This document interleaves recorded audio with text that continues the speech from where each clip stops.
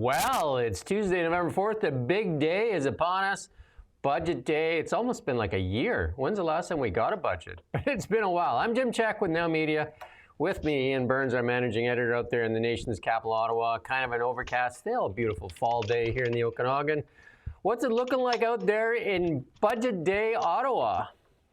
It's absolutely stunning, stunningly beautiful. So if that's an omen, then I was going to say shocking. I don't know what it means. Shocking, maybe. Shockingly, we'll see. See what is shocking. Shockingly beautiful. Yeah. Shocking, stupefying, unsustainable budget. But hey, let's look at those new boots. That's where the government-funded media wants you to look. Check out Champagne's new boots. CBC doing their part as the Liberal Party crier. The Canadian economy in trouble. Macklem says U.S. too important to Canada. That's a duh moment. Ford has different recollection of ad talks. Why can't these people just tell the truth? Auto deal is a secret. Imagine that. National security maybe, or what? Why would it be a secret? That's the good question. Now we're editorializing our own headlines. Liberal policies drive food inflation. Canada's largest copper plant closing. You can't even drive a truck across Canada. Some one economy that is. Kids don't watch TV. Yukon picks a new direction. Eby backtracks, and Eby now realizes he's part of the problem. And your old friend there, the BBC, finds itself in hot water. But all that and a lot more. We got lots of really good stories. It's a big full day. The big news, though, today is the budget. I think that drops at 1 o'clock Pacific time, right? Isn't that what it is? Something like that? We should see. Yeah, I think that's about right. Yeah, Pacific time. Yeah. There you go. We're all sitting on pins and needles waiting for what the direction of our country looks like. But the Liberals set to deliver that. Hey, look at the headlines here. Liberals set to deliver highly anticipated federal budget. How long has it been since we actually had a budget? 16th of April 2024 was the last one. So that's rather a long time ago. It's so that's what, a year and 7 months? Is that right? Why would you need one? It just causes people to get excited and, anxious and angry, right? So it's budget. It's it's going to happen today though. They've taken that extraordinary step of delaying the budget by the best part of the year with Finance Minister François Philippe Champagne promising something for every Canadian. Well, he also warned of sacrifices. He didn't make any sacrifices, that he custom-made boots. That's what they want you to focus on,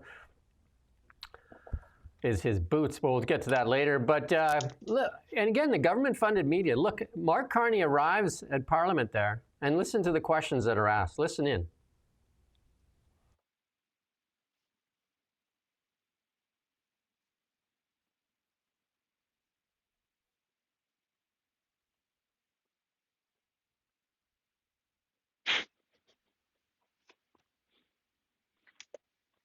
They're actually saying to him, "Big day."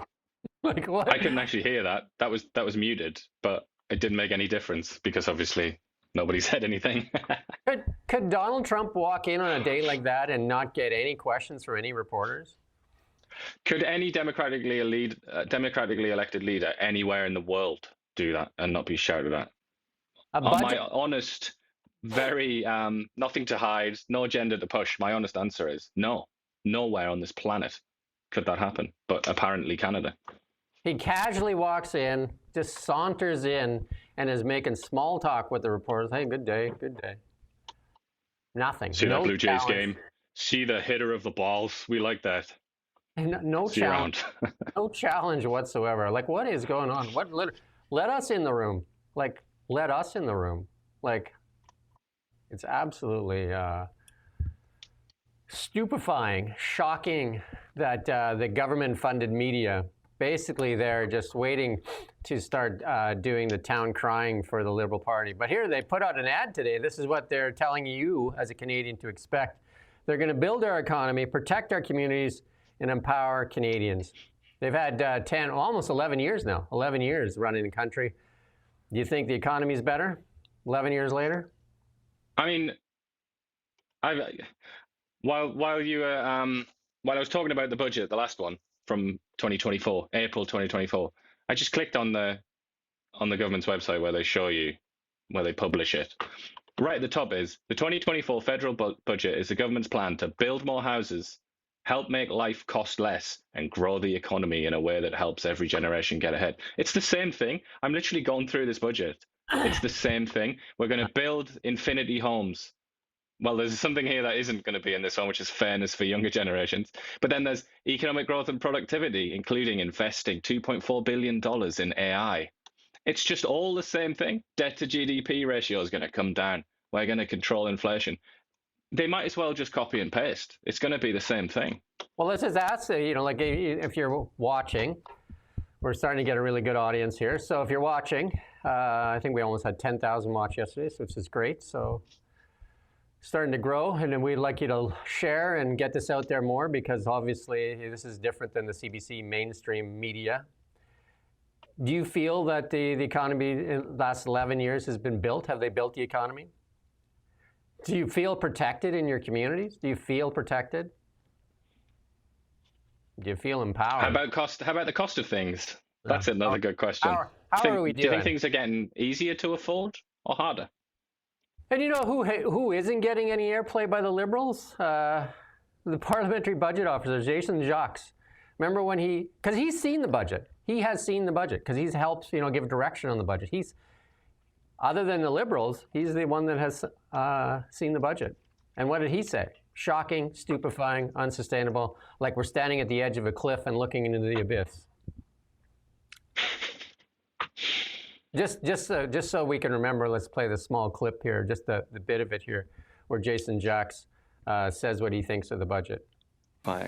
Shocking, right? This is not it's not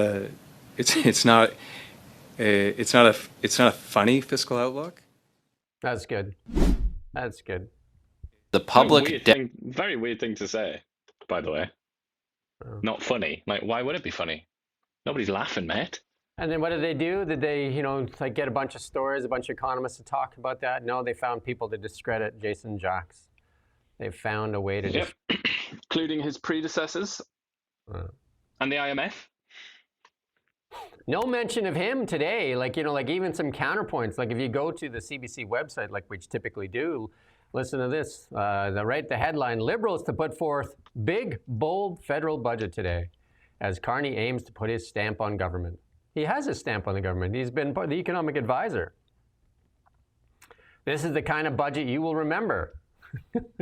Maybe all too well. Federal budget to chart a course to meet NATO spending.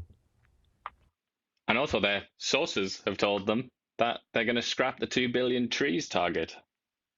Forget trees. We've got a new kind of carbon capture technology. I think that's what we're going to hear. I think we're going to hear, I'm going to bet on this, that they're going to scrap the emissions cap and replace it with carbon capture, which gives the ability for private companies to start taxing our energy and profiting from it, and then selling those carbon credits to these companies. And you can't do that with trees, can you? With trees, it's just gangs of kids going around the bush sticking saplings in the ground, isn't it? It's not very easty to fiddle with that and send billions of dollars here and there. It's not very complicated either, because you plant a tree in the ground and it just processes the carbon and releases oxygen. Whereas with carbon capture, you got this complicated process where you take this huge monstrosity of HVAC fan, suck the air through it, and then sequester the carbon, and then put it into a tanker truck it into a long distance, drill a deep hole in the ground, and then inject the carbon into the ground, and then sell that credit to somebody. Like, who can tell what's going on where? But hey, now that's a great complicated scheme. And it can be recycled, reused, passed around, sold, exchanged, bartered. New contracts can be given, tax credits here and there. It's just absolutely beautiful, isn't it? There are certain people who look at that and they have to get a napkin because the drool is just too intense. Sold 6-7 times. Like, who knows, right? Oh, there's big money in that. And then here's CPAC doing the work as well. Canadians asked to build us to build big, bold things. They expect us to do things. But let's listen in his own words from the often winner of Fool of the Day, Francois-Philippe Champagne.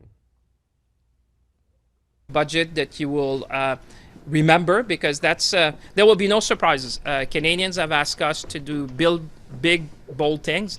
They expect us to do things differently.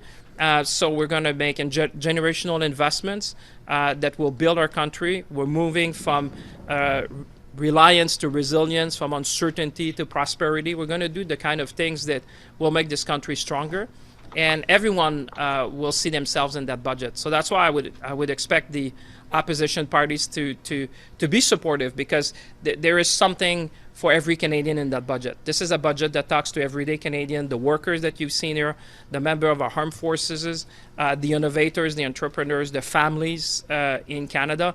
And that's the kind of budget we need to meet the moment. And tomorrow, as Canadians, will meet the moment. This is a unique moment in our nation's history.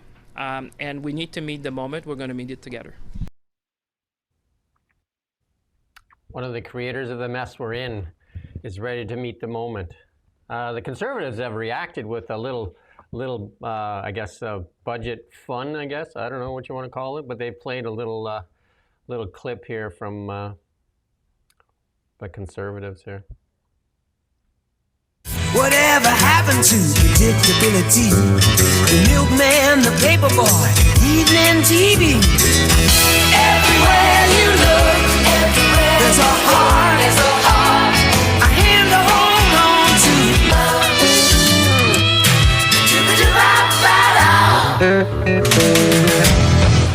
There you go. We won't play the whole thing. You can go find it on X, and you can enjoy the rest of it. It was pretty funny, wasn't it? I liked Champagne there.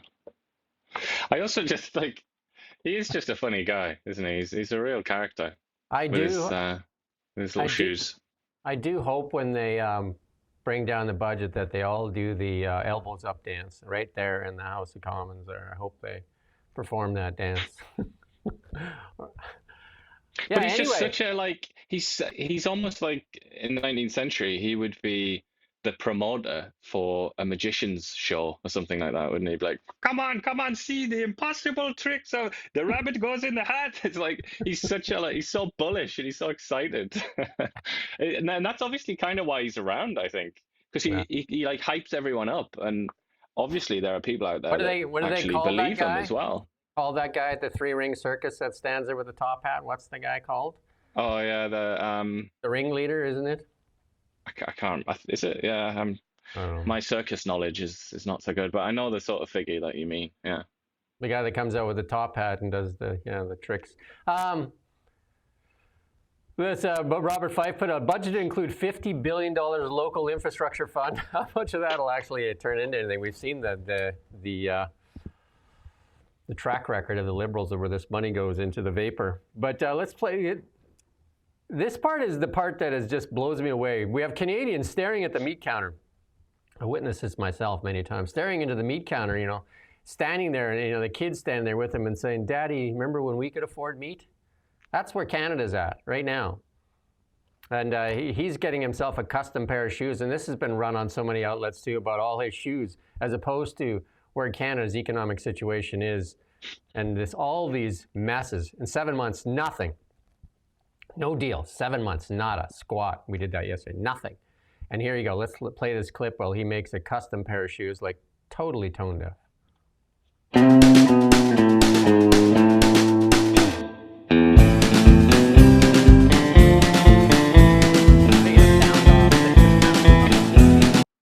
Because we don't need to hear the Western thing there, as Francois-Philippe Champagne gets a custom pair of cowboy boots at the Canadian taxpayers' expense.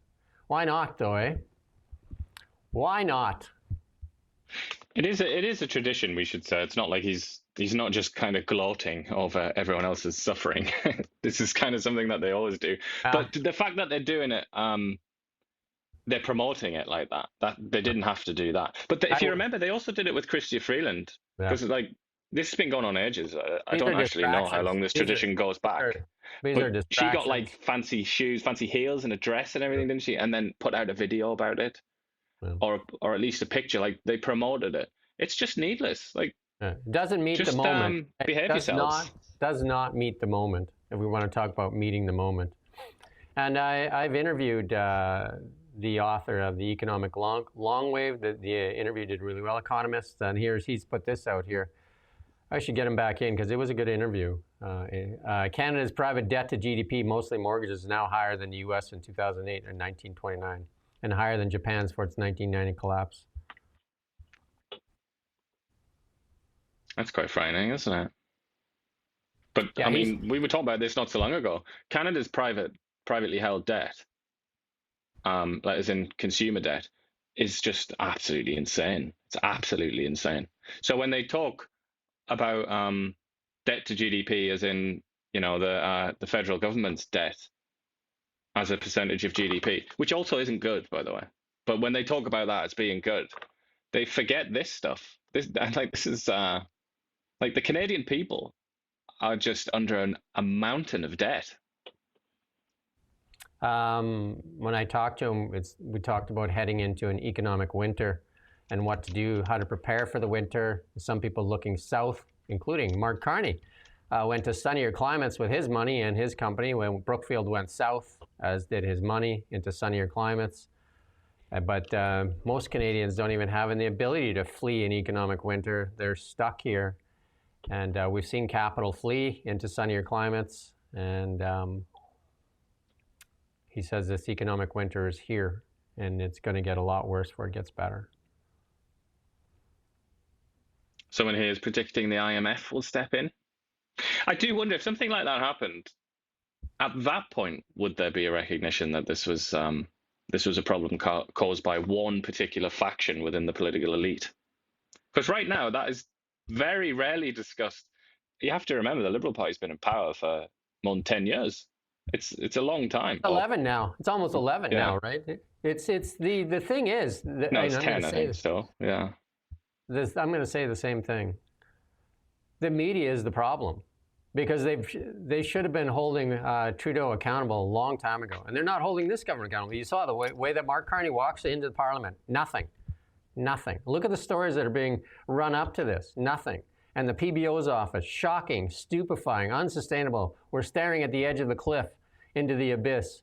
No deals. And then that interview, because Rosie Bartman did that interview with Pierre Poilievre, and she's basically cheerleading the Liberals and attacking Poilievre. Like, who's in power? Anyway. And then I think we know what it looks like. We know what power looks like. We know what power wants. And it's kind of, I think that's been obvious for a number of years. But yeah, people are talking about the IMF still. I mean, I should say, not really. The IMF isn't really going to intervene in Canada. Chill out. There are so many other countries that would be ahead of Canada in the line. But the fact that we're sort of talking about it in even a semi-serious way tells you that things are quite shadowy and dark right now. They're already coming to rescue us, and we don't even realize it. They're buying our assets at a discount. We've already seen it. That's nice of them. You know what I mean? We've seen it. We've seen that refinery on the BC coast there, bought by an American company. We see it all over the place.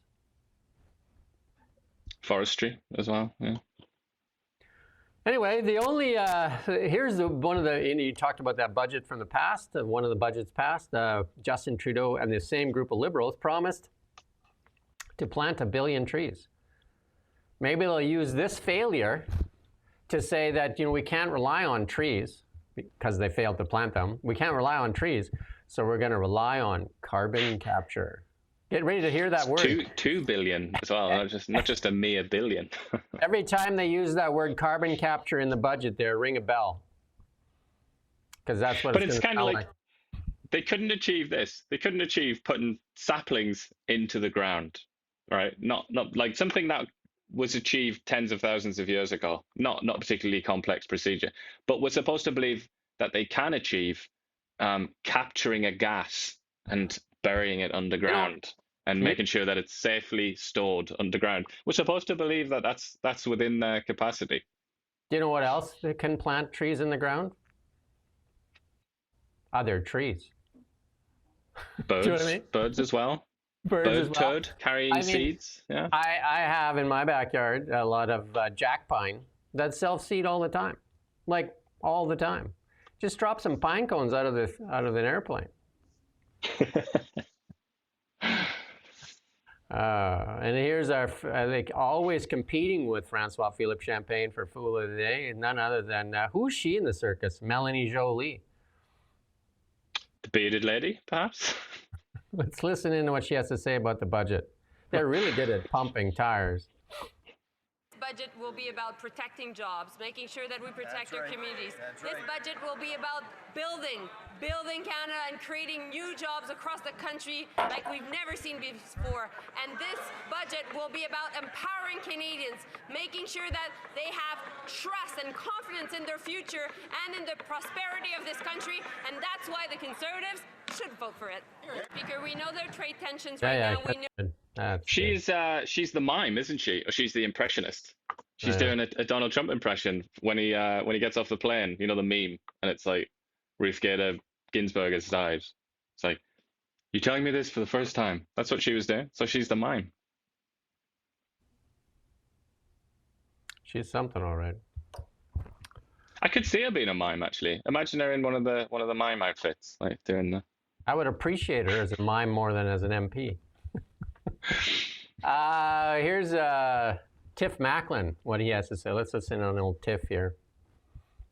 Look, we've been kicked, and we've got some bruises. And, you know, you could kick back, sure, that feels good, but what do you really need to do? You need to strengthen the team, and you need to win. That's how you bounce forward. So, look, what does that look like? I will stress, like, these are not things the monetary policy can do. They're not things within our mandate. We do spend a lot of time looking at the economy. We can help with the diagnosis, but when it comes to the specific policies, I'm going to leave that to our elected governments. But look, you just look at a map of North America, Canada, the U.S. Canada's a long way across, and it's been so much easier to just trade north-south, north-south, north-south. And as a result, we've underinvested in developing our internal market. We have too many interprovincial trade barriers. We have all sorts of provincial accreditation bodies for almost every plumbers, electricians, doctors, nurses, engineers, you name it. You can move, but there's added friction. We have small regulatory differences across provinces. Yes, they're well-intentioned, but we can get rid of that. And I think you are seeing some real political momentum to do that. I do worry that it's a bit too piecemeal. And I mean, the objective here is to lower the cost of doing business across the country and growing our internal market. A comprehensive approach would be much more effective in achieving that. The other part is that we need to, improve our east-west transportation so we can move things more inexpensively across the country. And then, if we want to diversify our exports, well, we need to get things east-west. We need to improve our port capacity, and that will help. So those are some of the things that I think. Not rocket science. Not rocket science. Port access. But also, why did he say that's not my mandate? Political economy is not my mandate, which is true. Why did he say that and then proceed to offer loads of political ideas for helping the economy? What's the point? What's the point of even saying things? Do you know what I mean? What is the point? Why did he openly acknowledge, I shouldn't talk about this. However, I'm going to talk about it now. And you have to bear in mind that this is a fella who himself and his organization are kind of walled off. They're shielded within the political debate. You're not supposed to say certain things about Tiff Macklem or the Bank of Canada or monetary policy. You're just not supposed to do it. And yet he then just happily just steps over that wall and starts talking about politics. I think he also likely sees the moment we're in and how dire it is. And we can't even fix interprovincial trade barriers. Team Canada, they talk about Team Canada, and we look what happened with Eby and Ford and Carney and Wab Canoe and Danielle Smith, and all. Like, there is no Team Canada here. And then there's this next clip here, the recognition of how important the United States is to Canada. Let's play this small clip here. So this time a year ago, we were talking about soft landing, right? You had inflation under control. Certainly in the months following our conversation last year, it started to feel really, really bad. Liberation Day came and everything, it looked like it was over. Here was the next global recession facing us. But that didn't happen, right? The global economy is still okay, right? Everybody's sort of starting to revise up their growth estimates. Exports of other countries to the United States, particularly China, the European Union, and Canada, down sharply. You are seeing, at the same time, you're seeing countries trying to increase their trade with non-US, with other countries. China has very impressively actually pretty much filled, they exports the US down a lot. They've increased their exports to Southeast Asia, to Europe. It's largely replaced the lost. Now for Canada, that's a lot harder. 75% of our trade is with the United States. You do see some increase in our trade with other countries, but we can't replace 75% because we are so. Again, common sense tells you the reality of the situation. It's just common sense. Something that is in short supply lots of times, common sense. But hey. But we also have to, we've got to be honest with ourselves as well. Like, I think there's an assumption that, America is a very rich country. Therefore, we can do the same. We can be the same as them. And this idea that we can do what they do. Something that's important to bear in mind is America doesn't really depend on international trade for its wealth. A lot of it's just internal. It's because it's a continent, basically. It's the best bit of North America in economic terms. So they're just kind of rich by default. That's not necessarily true in Canada. Like, we really do have to kind of go out into the world and trade and sell things. But if you look at a map, as Tiff Macklem was advising us to do, if you look at a map, we're pretty isolated, which is a good thing. It helps keep us safe, protects us from the crazy world. But that also means that it's kind of hard to go out into the world for, the majority of your trade income, especially when just beneath you, just there, like just over the border, you have the richest country in the history of the world with the best geography ever seen in a country in history. Strongest military, all kinds of things, right? Everything. And liberal policies over the past 10 years have kiboshed our ability to access other markets, Northern Gateway Pipeline, the one to the east, and all those things that could give us some reliance on other people. We kiboshed that ourselves. Like, what you can get out of what Tiff Macklem has to say in those two clips, self-harm. That's what we've done to ourselves, self-harm. Over and over and over again, self-harm. Liberal policies that benefit the few at the expense of the many, self-harm. And our richest province, Alberta, we've treated it like the ugly stepsister, the golden goose. We treat it like it's got the plague most of the time, and it's just absolutely embarrassing. And then here you got Ford that is, tries to speak for Canada. And let's listen to this ad thing that's caused so much kerfuffle here, where Doug Ford's ego gets in the way of his brain power sometimes. Let's listen to what Doug Ford has to say. I'm not going to get into he said, back and forth. I don't think the people of Canada want that. I know one thing, we're united on getting a deal.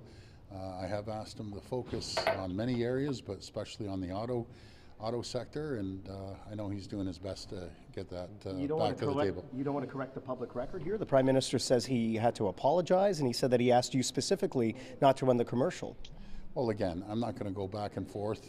I had a different recollection of our conversation, but that's, people don't need that. They want to move forward, to get a deal, to protect jobs and protect the economy of Ontario and of Canada. So you don't remember him saying no?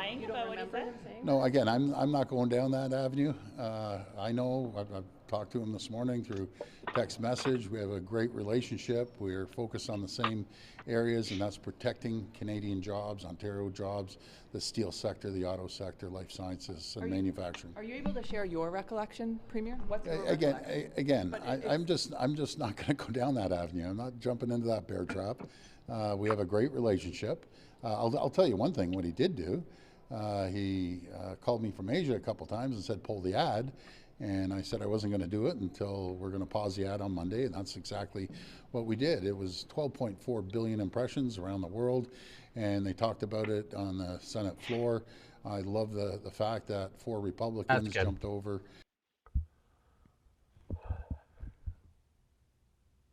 How about some honesty from somebody? Just from somebody. Just a little bit. Just a dash of honesty. I guess Canadians don't deserve any honesty. Why would we? Why would we? I was going to play this clip, but we're going to run out of time because we've got so much to get through. Andrew Scheer put out this thing, how much the budget's a fancy little video, too. It's got a lot of eye candy in it, but you can go watch it. You can go find it yourself there if you're so interested in it. But we're going to play this little clip here back on Rosemary Barton with Pierre Poilievre. Just a small clip of this, though. Since he promised to get rid of American tariffs, they've doubled and tripled in the case of softwood lumber. He says he's going to open up other markets, so he meets with the Chinese.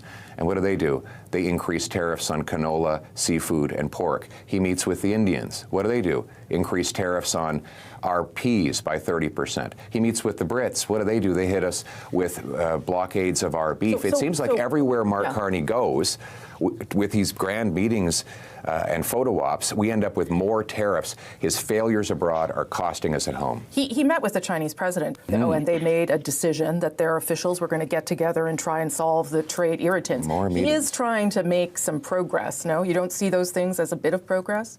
What progress? Can you name one tariff line that he's reduced abroad? That's good. No, not at the... That's good. She says none. That's what we've got so far, 7 months, nothing. I'm surprised she said that even. Yeah. Usually she would have just changed topic. Well, she did change the topic, but would have done it instantly. She just went around and she's just like, well, but meetings, you can't fill bowls with meetings. You can't fill bowls with virtue signaling and identity politics. Sorry, I'm going to have to respond to this semi-literate person that can't spell my name. Just have a look at people's proper nouns. At least spell a proper noun correctly. You can make other spelling mistakes, but I have to draw a line under that. But you're asking about a poppy. I have got a poppy lying around somewhere, but I don't feel the need to put it on just to say, look at me with my poppy, like all these shitheads are doing that we're talking about, these politicians. Are you talking about me right now? Well, not you, Jim, obviously. I mean, I think your opinions are on the record. But we're talking about these people in our political system who do nothing but hurt the military, harm military families, fail to give them the right equipment, send them places they don't want to go for no reason, often to die in places like Afghanistan. They're the ones that wear poppies because they're the ones that have to pretend that they care about those people. I don't need to pretend about anything. And I should also say, it comes from the First World War that members of my family fought in the Battle of the Somme. It's like, it's a personal thing. So shut your mouth. Underfunded, under-equipped, undermanned, and now under-led. And we have neglected our military far too long. Let's see what we get in this budget other than fancy footwork by moving the Coast Guard in, who refuses to be armed, doesn't want anything to do with the military, and we're going to move them in there just so we can kind of play fancy accounting processes. And plus, we don't even give our soldiers safe drinking water, housing that's habitable, and toilets that flush. That was in 7 of the 14 ones that the Auditor General inspected. That's their words, not mine. And we have people here like our beloved Lightning Rod who's saying it's disrespectful not to wear a poppy. That's all right. But it's not. It isn't the disrespectful thing to oversee this catastrophe in the military, this daily insult to people in the military. That's not disrespectful. It's not wearing a $2 token, as if that means anything. Shut up. Let's move on to the, don't get yourself dragged into it. Let's move on to the auto sector here. Whereas they're trying to get that information, like the billions of dollars we gave Stellantis, and now they don't want to release information. Imagine that. I said that they weren't going to release that information. Now I'll go back and let's play that clip here from Raquel Dancho here. Let's play, and Melanie Joly, let's listen in. Respond. So on the commercially sensitive redactions, now on the CIF agreement for Nexstar, the jobs guarantee of 2,500 was not redacted. So it stands to reason that it wouldn't be redacted, wouldn't be commercially sensitive under a different CIF agreement. Surely you can tell us if there was a 3,000 person jobs guarantee for Brampton, and that's not commercially sensitive information. So it is concerning to me that you're not committing that there was a jobs guarantee for the Brampton that's facility. not what I'm saying. So you're saying that there is... I'm saying that all the plants were linked and all the contracts are linked. So you will be able to see it when we will be producing. But if there wasn't a jobs guarantee of 3,000 people at Brampton, which is the whole reason you're here, then how is it that you're tying all of the money to a jobs guarantee that may or may not exist? You should be able to tell us if there is a jobs guarantee for the 3,000 jobs in Brampton. I think you're falling into the trap of trying to find a problem where there's none. Well, the problem is that 3,000 people were laid off, the government and your was government committed millions and billions, in fact, of dollars. Well, MP Dancho, and we're trying I don't know whether you want this to there's- be a monologue or you want me to appear. Because the question if you I'm want asking this you to is be a very monologue, clear. I don't need to be here. Colleagues, I'm going to pause us again. Let's stop. Yeah, that's good enough here. Again, they said that they won't release these job guarantees unless the automaker gives permission. What? Like literally what? You give away $15 billion, she said millions, $15 billion in aid to Stellantis battery plants in Windsor and Brampton. And then they announced the 3,000 job cuts. And Joly testified that job guarantees were secret but explicit. Clearly, it is about protecting jobs. Well, you know what? As an industry minister, we've seen layoff after layoff. They've done an abysmal job at protecting jobs in Canada. An abysmal job at protecting jobs. Just absolutely abysmal. They've killed the auto sector with the EV mandate. I mean, that's clear to say. When Chrystia Freeland was transport minister, they told her, get rid of the EV mandate. No.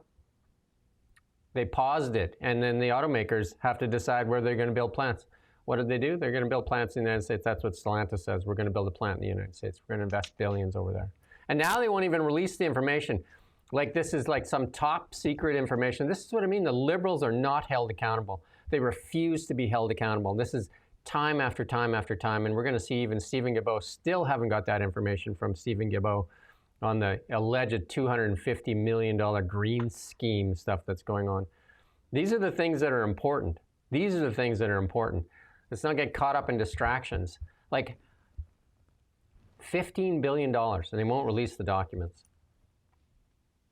I would also highlight that, I agree with most of what you just said there, but I would also highlight how dangerous, to use the language of the CBC and the Liberal Party, how dangerous that was of Melanie Joly. And I would advise her to issue a public apology, come out on her knees and express contrition, because she's putting our democracy at risk there, don't you think? By saying, I don't have to be here, and interrupting a democratically elected member of parliament who's scrutinizing her in the proper way. She's saying, I don't have to be here. That's exceedingly dangerous language that undermines democracy in this country. If you believe in democracy, then play by the rules. Yeah. It's as simple as that. I think that is like a sliver of the truth from behind the curtain, is because she said, I don't have to be here, because they refuse to be held accountable. This is just more of the same. Why not show us the documents? If there's nothing to hide and you're here to protect jobs, show the documents. Show the documents to Canadians. She put out this statement on October 20th. Stellantis was asked to deliver a clear and credible plan, and then we'll always stand up for Canadian auto workers. Share the documents. Share the documents. You said that you write good contracts. We watched that little speech she made. There was a few days ago where she made that the Liberals always sign good contracts. Then show us. Brag it up then. Let's have a look. Let's have a look at this good contract. Or at the very least, take the Canadian people seriously enough to behave yourself and not act like a sullen, rebellious child saying that you're just going to walk away. Treat these institutions with respect and explain yourself. She does have a justification for this. she does have an explanation to do with, like commercial sensitivity or whatever it is, then explain it to us. But it's this contemptuous attitude to the Canadian people. And I think in part it's because she's such a kind of fragile person that it wasn't about democracy. It wasn't about Canada. It wasn't about Stellantis or any of these things. It was about that woman opposite her that was getting her blood up, and she couldn't take it. So she just lashed out. That's obviously a separate question. You have to ask if a person with that kind of mentality is suited to the job that Melanie Joly has. If you had half a brain or half common sense, you would recognize that EV mandate has cost more automobile jobs in Canada than anything else. Is that they don't make money. The automakers here in Canada don't make money selling EVs. Nobody does. There's only one company in the world that is profitable in making EVs. Any guesses? Just a small guess. It's not any Chinese ones. It's Tesla. That's the only one. So GM, Ford, Stellantis, all of them, their foray right now is hybrids. They're even closing an EV plant in the US, the GM is. They don't make money selling this. You're putting this EV cloud over their heads. And then yesterday in committee too, listen to this. They're touting this. They tout electric health benefits. Electric cars reduce Medicare costs. And that says the Department of Environment. Authorities yesterday made the claim the Commons Environment Committee, but would not put a cash value on the specific savings. Of course not. How can you put a cash value on just a ludicrous statement, right? Electric vehicles bring health benefits and cost savings to Canadians. And that was from Megan Nichols, the Assistant Deputy Environment Minister. They reduce air pollution in Canadian communities, reduce healthcare costs. Okay. So is this how it works? If you drive an electric vehicle, you can then virtue signal over other people and say, you know, how much better you are than the other person? Well, I drive an electric vehicle, and I never go around touting to somebody like how I'm saving the world and they're not. People will make the choice when they decide to make the choice, not because some person is pushing them to do something. A lot of people would like to buy an electric car probably. Let Tesla come here and let them lower the prices so that more people can buy an electric car that actually works. Stop punishing the most consequential person on this planet right now. You call them a Nazi, for God's sakes. Anyway. Potential changes to the controversial electric EV sales ban will be announced this winter in official Environment and Climate Change Canada. They changed the name of that ministry now? Environment and Climate Change? Yeah, that was a while ago, yeah. I mean, to be fair, just call it Environment Canada, I would say. Don't let them get away with it. They said they've been working on this for a while, but it won't be finished until the end of 2026. What? It's going to take. Yeah, it won't be finalized, so it'll be there, but then they won't make a decision, basically, which means, you know, unlike what some of our chums have said in the past, Mr. Rod, I'm looking at you, that it means that this is going to hover over the industry for at least another 12 months. Here you go. This is how it's done. Here you're in the boardroom at GM. Again, GM Canada, GM USA, GM whatever Europe. Just like, okay, we're going to invest. We're going to build a new plant. We're going to build this whatever brand new Camaro Z28. What about building in Canada? Well, it's not electric. They got an EV mandate there. Why would we spend billions of dollars there and then have this EV mandate hanging over our heads? Okay, so we're not building it there. Let's build it in Europe, and then they just start laughing, right? And then so the only choice is where are you going to build it? Less taxation, less regulation, fast-tracked. You get to write off the other thing that the U.S. has got going on, 100% depreciation for capital expenditures in the United States right now. That reduces their taxation. Huge. Think of that. 100% write-off, year one. Okay. And then we talked about it yesterday. Food prices, like beef prices, compared to, like, a lot of people still drive across the border and pay that extra. Pay that extra in, I don't know who that was. That was maybe God talking to us. Pay that extra in the exchange and still do better buying it across the line. But here's some of the taxes that are added on. Let's listen in.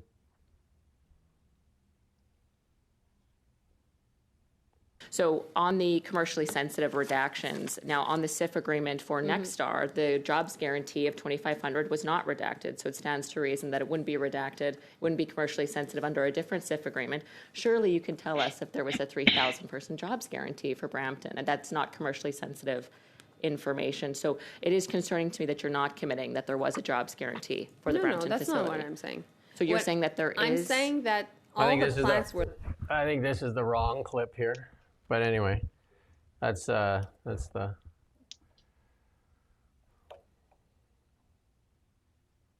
We love a bit of Jolly anyway. Nice to have it twice. We'll come back to that. We'll leave that for now. They'll come back later. But here you go. Border agents recovered contraband from a total of 5 rail cars last year. New figures show nearly 2 million train cars entered the country. The data followed warnings from Customs and Immigration Union that smugglers shipping guns and drugs by rail, ready for this, had almost a 0 chance of getting caught. CN Rail delivering contraband to a place near you. 0 chance that any illegal weapons entering the country via rail will ever be found. That's from Mark Webber, the National Union president. Railways are given leeway to run trains across the border without inspection. Why not? Hey? And if you just put that news out there, why dig tunnels and all that stuff in Canada? You just put it on the rail. Agency send it in the mail as well. That's the other thing they do. The border agency refused to disclose how many rail cars were physically inspected overall, citing, again, ready for this, the Privacy Act. A total of 5 cars were found to contain contraband based on police tips. Contraband seized last year included 11 million doses of amphetamine and 65,000 kilos of tobacco. We don't really have rail examination capabilities at the first port of arrival in Canada, said Weber. Trains that, for instance, used to be looked at in Fort Frances, Ontario, coming to Canada, now are being looked at 400 kilometer away in Winnipeg. Lots can happen between there and Winnipeg, like throwing the stuff out. The Canadian Border Services Agency in a 2024 report acknowledged curbs in cross-border smuggling were unclear. While there is a general consensus from various stakeholders that programs' activities lead to the disruption of criminal activities, there is currently no way to measure to the extent which it takes place. But hey, let's not worry about this. Let's go after registered gun owners in Canada. That should be the focus.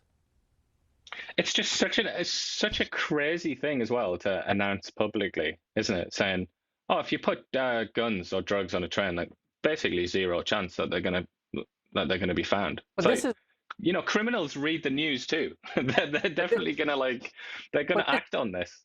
This is the madness. How much I'm just trying to my memory, maybe you remember. How much did we spend so far collecting Canadians' guns? I think it was $43 million with 0 guns collected from Canadians. Something like that. And here's the real problem, right? Trainloads of guns, drugs, and everything coming across the border uninspected. But no, let's focus on the regular Canadian that has a registered gun. Yep, many such cases. And then ask yourself, keep voting for this madness. Lightning Rod, any thoughts on that? How are you going to fix this, Lightning Rod? Call in, Lightning Rod. Let's have you on. We need your insight. And here's the food professor at committee hearing 2 talking about the inflation that the Liberals have added to the price of foods. Let's listen to what he has to say. Questioning. You published a research paper last year on the carbon tax and its impact on the supply chain. They still have an industrial carbon tax in place. Have you done any work in terms of what the impact of the industrial carbon tax is on the supply chain and the food costs in Canada? Well, our study, if you recall, was focused mainly on the industrial carbon tax, the part that most consumers don't see. That's been our concerns from day one, looking at the wholesale prices. And since the publication of both of our studies, because we published 2 studies, 2 papers, the gap between wholesale prices in Canada versus the U.S., food wholesale prices have actually increased. So, and we believe that one factor driving this is the carbon tax. And so we're very concerned, and of course we're looking at food prices into 2026 right now with Canada's food price report. And again, we don't, at this point, we feel that we actually may provide Canadians with some bad news for 2026. But we are expecting food inflation to continue to be a problem moving forward. So are you going to give us the answer before the reports come out on December 4th? Not on yet. What the... December 4th. I okay, promise. we have to wait. Okay, fair. Now it's interesting that you raise this because timing is everything. But it came up a number of times a question period today about the industrial carbon tax and the front of pack labeling and the plastics food ban, the impact that has on food prices. The Liberal ministers in their response said, here the Conservatives again are talking about imaginary taxes on food. But you yourself have said in your research that the industrial carbon tax does have an impact on food prices. Would you say the same about the front of pack labeling and the P2 plastics ban, which the Deloitte study, it said, but the combined would be about $14 billion in additional costs. Would you agree with that assessment from Deloitte, and the industrial carbon tax would have an impact on what consumers are facing at the grocery store shelf? I would, yes. I do appreciate why the government is doing what it's doing, because it wants to better products. It wants to be seen as a good environmental steward. But at the same time, with more policy comes more red tape and more costs.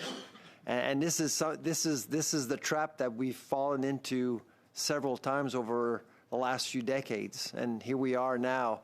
If you look at, say, the G7 right now, we're the only country within the G7 which has seen 4 consecutive months of a food inflation rate increase. So we're not going in the right direction right now. I appreciate. It's funny. Your friend Lightning Rod says we make up stuff here. We just basically read stuff from committee hearings. That's hilarious. That admission. Yeah, what are we making up exactly?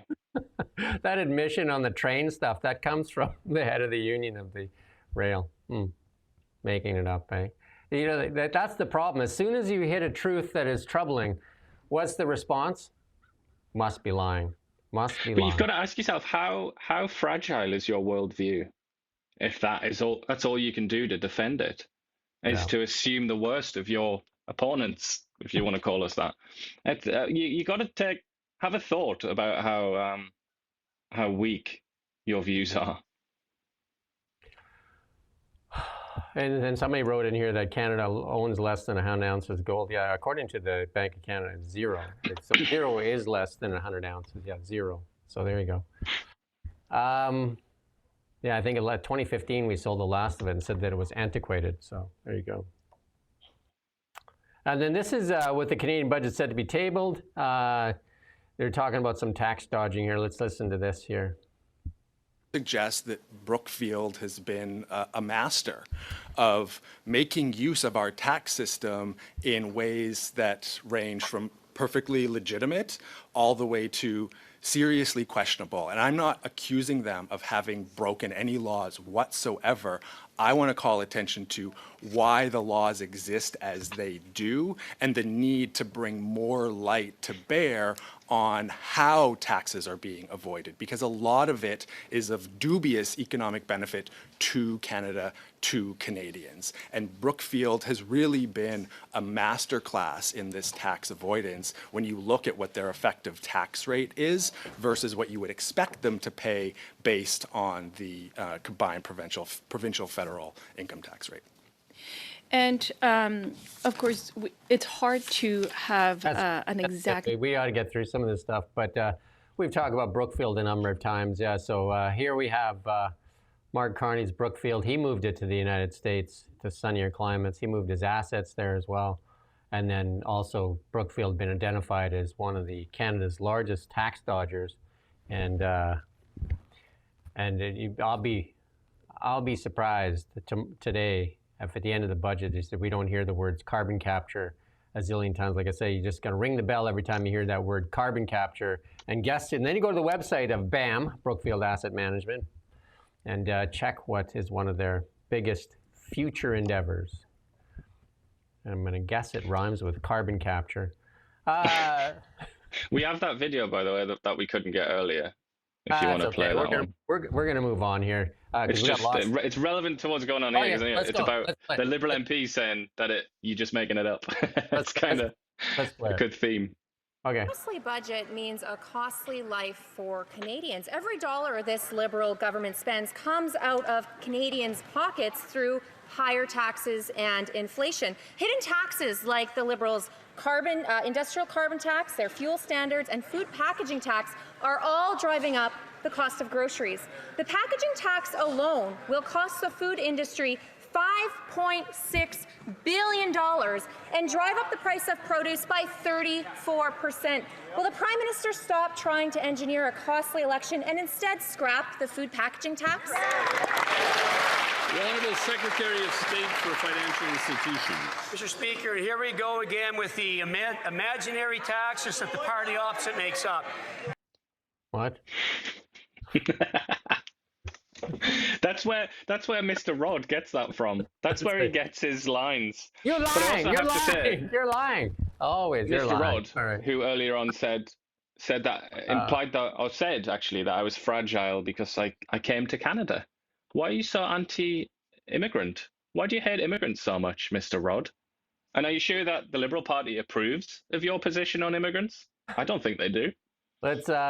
Forestry has been in British Columbia has been an abject mess for like 5 or 6, 7 years, and here it is. They doled out a little bit. They were here actually. Carney was here in West Kelowna putting a Band-Aid on it. Here, this is what the forest industry has to say about their Band-Aid. How many jobs have been lost since the April election in forestry? We're about 2,000 was my last count. And they're just on EI right now, assuming, or? Yeah, I can't speak to. There's some in more recent days. Our hope is those waiting periods would be waived and whatnot. I can't comment. Unifor might be able to help you with that later today. So we hear about all the money that the Liberals are throwing at the sector, but of the $1.2 billion they've announced, $700 million is just loan-backed guarantees for companies if they don't survive Carney not getting a softwood deal. So there's $700 million in loans, and then the $500 million that was supercharged was really just renewed funding from NRCan through the Canada Forest Services. Isn't it safe to say that this $1.2 billion announcement is just a Band-Aid over what is a serious problem for the industry? Yeah, well, we called it a good first step, but you could call it a Band-Aid. I'll say this: at 45%, if this continues for another 1, 2, 3 months, 1.2 billion is not going to be enough. So, who was the last Prime Minister that did get a softwood deal? Prime Minister Harper did. So, if Carney does not get a successful deal, we're talking thousands of jobs lost across Canada, correct? Yes. So here for the people, we're not making this up. I've done tons of forestry interviews, including with the Forest Minister of BC, the former one, and the Premier of British Columbia. Prior to Donald Trump winning the election, the Kofi reported 10,000 job losses in British Columbia in the forest industry. 10,000 in the prior 2 years. 10,000 job losses. This is just adding to it. Also, Canfor, Canadian Forest Products, BC company, halted its investment in Houston, where it was going to build a new sawmill. Said that BC is uninvestable. Also, closed Bear Lake. Also, cut production in Prince George, and I believe more layoffs there. Also interviewed the VP of AP Planers, and also that guy said that BC is just I can't get access to fiber, and that's the complaint. I even talked to Premier Eby about that. I said that people are talking about access to fiber, and he recognized as well that they need to do a better job of it. I interviewed Brenda Bailey, at the time the Jobs and Innovation Minister, and asked her why forestry sawmills were not part of their jobs plan. And she said, well, we're concentrating on finished, like value-added forestry. And I said, isn't a 2x4 value-added? Like a sawmill, you put it into the wall. What more value are you adding to a 2x4? Sawmills are closing like crazy. And she's like, yeah, well, I mean, sawmills are doing bad everywhere. And I said, well, they're not doing bad in Alberta. And all you get is silence at those points, right? Our forestry sector, according to some forestry insiders, say that it was the Liberal government, Stephen Guilbeault, saying we don't want any trees cut down in British Columbia. Access to fiber is the biggest complaint. The self-harm again, self-harm.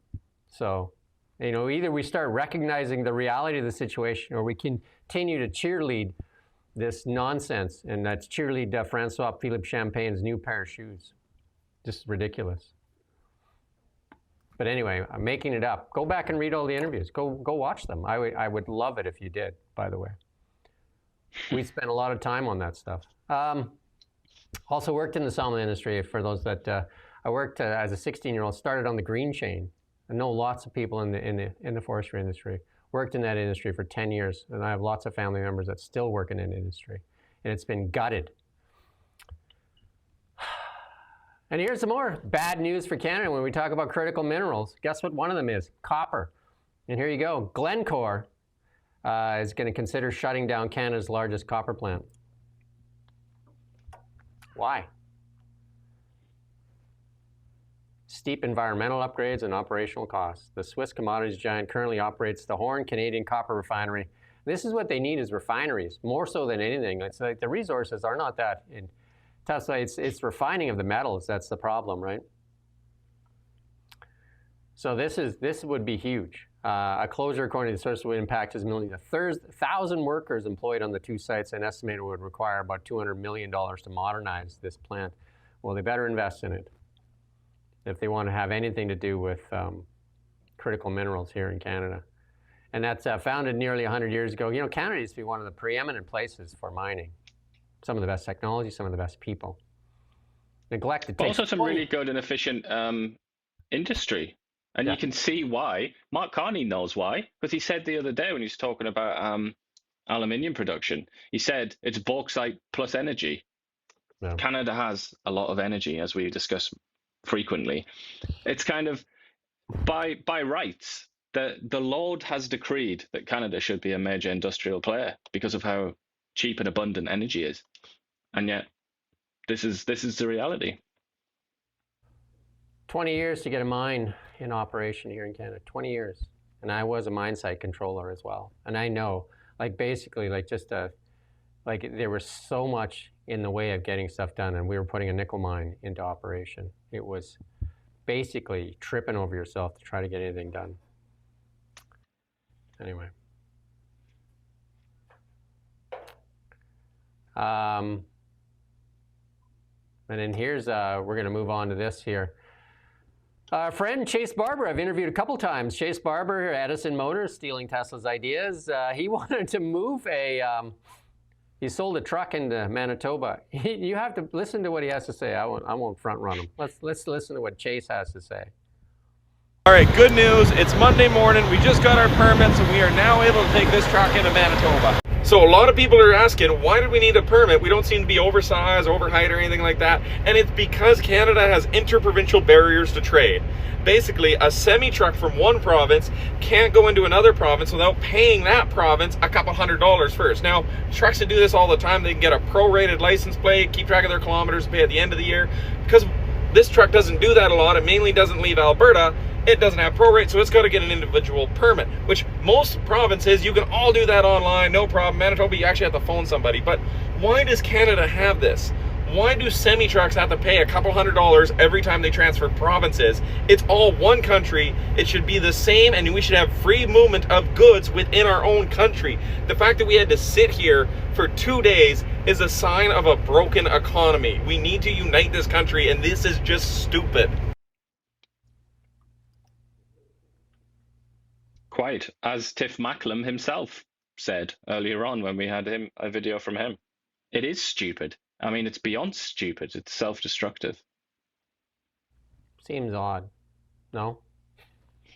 Seems odd. It's just, I mean, it's also kind of, this is about economic freedom, isn't it? Milton Friedman his head would explode looking at this. I mean, maybe he did look at it when he was alive.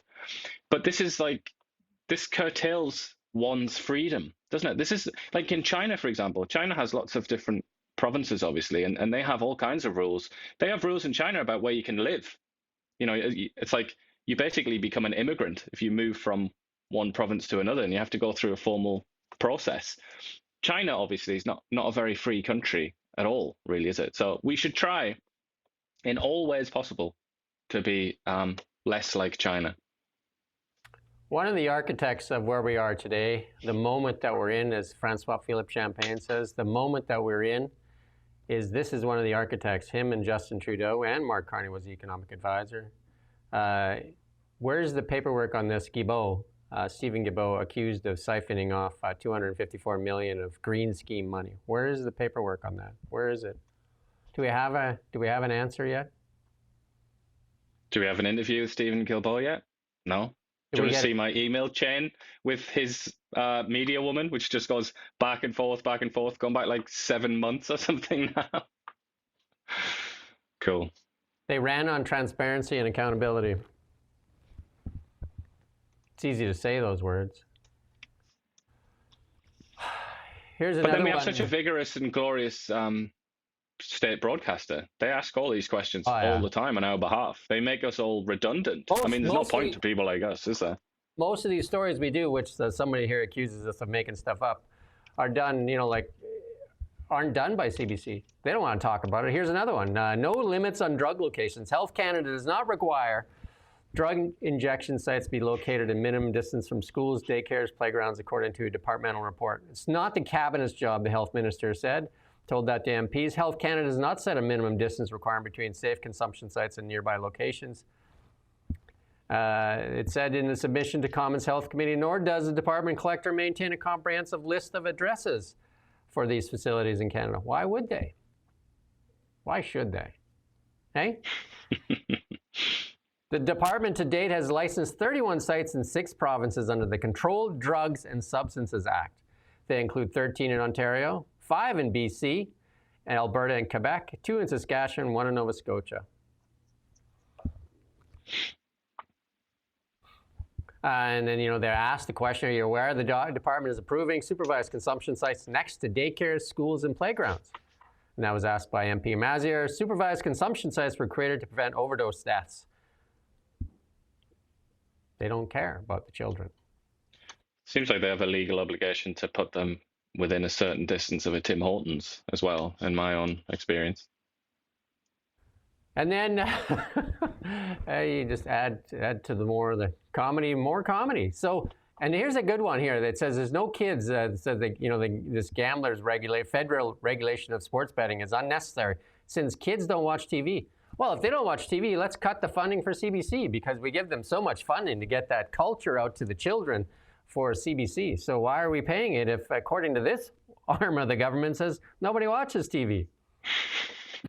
So just use their argument against them.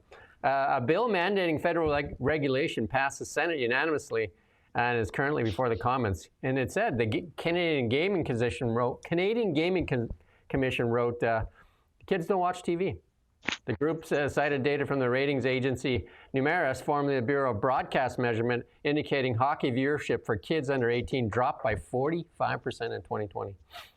Who actually watches TV? The only thing left is the boomers. Like, who actually consumes CBC? That's the vote they have, the Liberals, is the boomers. And they just eat that stuff like it's pablum. But that's 2020. Is that saying from... Oh, okay, so measuring it from 2020 to now. Okay. Because I was going to say, if anyone was going to watch TV ever, it was probably 2020, wasn't it, during COVID? So, there you go. And then here's Doug Ford. Remember when Chrystia Freeland and the rest of the Liberals were anti-Elon Musk, and Doug Ford, again, never to miss an opportunity to virtue signal, came out and said he's canceling the deal with Starlink. And because he said that he's not going to give Elon Musk any money, the most consequential person of our time. Ontario will miss its 2025 rural broadband goals, pushing it out to 2028. And that is due to Ontario. That's due to Doug Ford scrapping that $100 million deal with Starlink. You know how easy to get Starlink going up and running? I have 3 Starlink dishes. You literally plug it in. I've talked to some people that have enough, and they're just shocked and stupefied. You take it out of the box and you plug it in, and within 5 minutes you have internet. But Doug Ford would rather wait for some Canadian satellite company that doesn't have satellites or a means to get them into space to launch satellites, possibly, and then get the satellites going. You know what I mean? But it's not him it's not Doug Ford that has to wait. Doug Ford doesn't care. He's always going to have internet. He lives in Toronto. He's going to have fiber optic or whatever. Everything's fine and dandy for Doug Ford. It's the people that live in rural Ontario. They're just screwed. It's just like, sorry, this is a sacrifice I'm willing to make. You know, that's basically what Doug Ford said, even though it's not going to affect them. And again, he did this for political reasons. Remember when Chrystia Freeland was accusing Elon Musk of being a Nazi? There's no viable alternatives. And the $4 billion program targeting 700,000 households remains active. Wonder where that $4 billion it will end up. We have to wonder.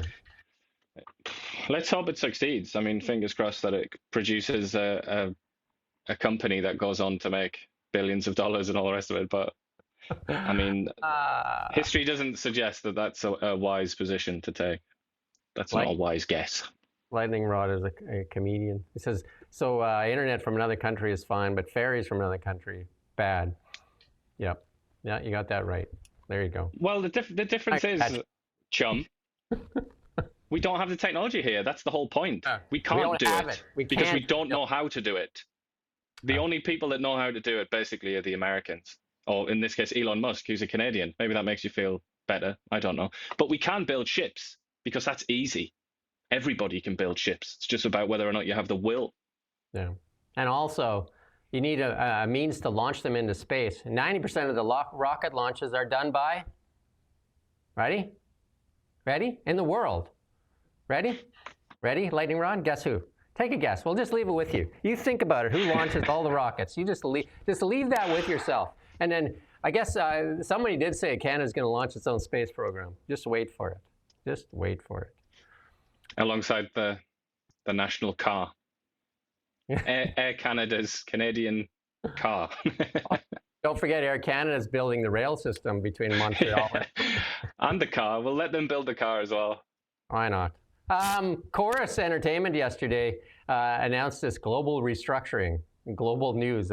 So they're actually, I don't know who's buying this debt, but Global is, they had all this debt, and they basically created a new shell called Newco. They're going to sell the shares in. They kind of did some fancy finagling, and they sold this this penny stock basically to these debt holders, which I think that debt was trading around 30 cents on the dollar. And they knew they were going to get nothing. The Shaw Family Living Trust holds most of this senior debt. And I mean, it's basically, this thing lives off of government handouts, and you wonder why their reporting is biased. They basically have the begging bowl out there, and they're basically technically bankrupt. But hey, why not? It's why not? It's so messy, isn't it? It's filthy. The why stock not? System. So the liberal MO is cripple industries, cripple them with bills like Bill C-18, the Online News Act, cripple them, put them on their knees and have them beg for scraps from the government, and then you have control over them. Look at, again, just go back to that first video we played, as listen to the reporters as Mark Carney walks into one of the biggest days. We haven't had a budget in like over a year. Not one question. Don't dare ask a question. We could get our funding cut. There you go. So this thing's going to court. We expected it to go to court. It's taken a long time, though. Everything takes a long time in this country to go to court. That former Bloc MP who lost by a single vote, she said, will appeal to the Supreme Court. There you go. Another almost a calculated effort to undermine Canadian democracy. Another one. In this case, once again, by the Liberal Party of Canada, which is, I was led to believe, the chief defender of democracy in this country. But they couldn't see what a mess this was and how bad this looks. They couldn't see it, apparently. And they couldn't just say, okay, let's do a by-election. Let's just resign. Let's have a by-election. Let's do it right. For some reason, they couldn't see that. Are you ready for one of the most clownish cheerleading deals of the day for the CBC? Listen to this. This has got to be the biggest cheerleading of the day. Listen, look at this. Listen though. This is absolutely crazy. In one seat. Callie, do you want to break this down for us? Yeah, I mean, very early, so we can't get too excited just yet. But yes, it looks like Brent McDonald is taking the lead over Richard Nagano. Brent McDonald longtime Dawsonite who's been there. That's good. 30 That's all. years. You just like they could freeze it on that image. Just leave that image up there, like in the middle of our screen there. She's excited because you know they've counted 24 votes so far in the Yukon election. You can't even make this stuff up. They've counted 24 votes, and she's excited. Hey, I think this is seats, isn't it? Surely. Yeah, oh no, it's a riding. Okay, No, but how many riding. people No, it's actually a vote? vote. I don't know. In Yukon, it's probably There's not pretty. many. No. Not Yeah. many. Still, I think to count the first 24 ballots out and get excited. Come on. And then the reality sets in, though, and I never got a clip of what it sounded like after. It must have been just like almost like MSNBC when Trump won, where they were throwing stuff around the room.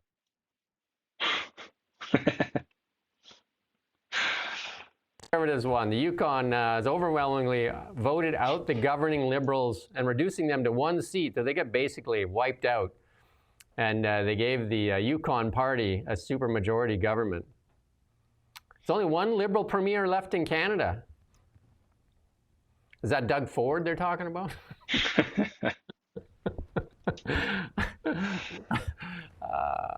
There you go. So here we got some of the results here, though.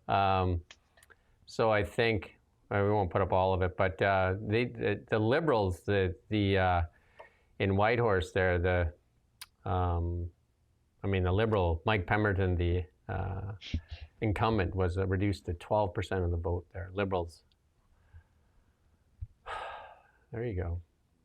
And then I've seen this fella, this Twitter account, who obviously hates the Liberals, trying to make this a sort of national story about the Liberals and all that. I don't think so. This is Yukon. Like you can't read much into what happens in the territories, I don't think. But nice try. Well, the territories typically, and in the north was typically very NDP and Liberal for the longest time, though. Very long time. Yeah. Very long time. But they're also seeing like jobs would be nice. This bodes well for this rail that Daniel Smith is proposing to go from north of Alberta through the Yukon into Alaska. Yeah. Well, it'd be annoying if they had to go around BC, but do what you got to do. And then the head of AI in Canada, look at this, Evan Solomon. Remember, Evan Solomon, disgraced CBC reporter, and then Mark Carney, well, I guess he was disgraced because he was Mark Carney's art dealer. And then he went to work for Mike Carney's wife's company, Eurasia, and then he finds himself as an MP, and they had to figure out what he could head up, and I guess it's AI. But now he's warning the federal government won't be able to maintain full control of its data unless the data are stored inside Canada, according to a new white paper. That's quite a big deal, isn't it? You've got some pretty top secret stuff on there, on those servers. And if they're not in Canada, then... You should play that clip right now from Kamala Harris. The data, I got to do the hands. The data is stored in the cloud. The cloud. The cloud. She's, you're bringing back bad memories here. PTSD. And then in the cloud, and then when you want data, you go to the cloud, and then yeah, Evan, because we haven't invested in any infrastructure here. There you go, Evan. Most of the stuff is through Microsoft and AWS, Amazon. Yeah. Yep. There you go. Let's head to the BC news. We got some shocking news there in BC. Coming to you live from the Now Media Newsroom.